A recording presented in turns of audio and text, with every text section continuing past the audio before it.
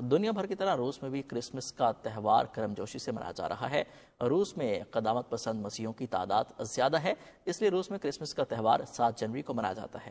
پھر بھی ماسکو کے ریڈ اسکوائر میں اس وقت جشن کا سما ہے۔ تفصیلات جانتے ہیں ماسکو میں موجود اپنے نمائندے شاہد گھمن سے۔ شاہد بتائیے کیا سما ہے؟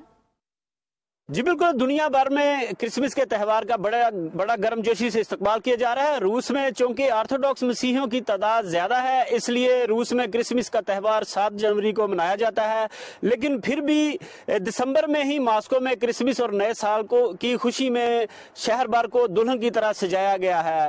ماسکو کے ریڈ اسکوائر میں جشن کا سما ہے، جہاں پر ہر سال کی طرح اس سال بھی سب سے بڑا کرسمس ٹری لگایا گیا ہے، جسے روسی زبان میں یولکا کہتے ہیں۔ روس کے دور دراز کے شہریوں سمیت مختلف ممالک کے لوگ ریڈ اسکوائر کا رخ کر رہے ہیں، جہاں پر شہریوں اور غیر ملکی سیاحوں کا کافی رش دکھائی دے رہا ہے۔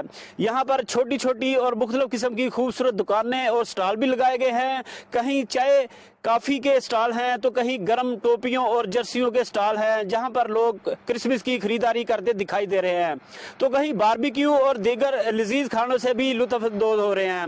بچوں کے کھیلنے کے لیے جگہ جگہ مختلف قسم کے جھولے بھی لگائے گئے ہیں، جہاں پر بچے جھولوں سے محظوظ ہو رہے ہیں۔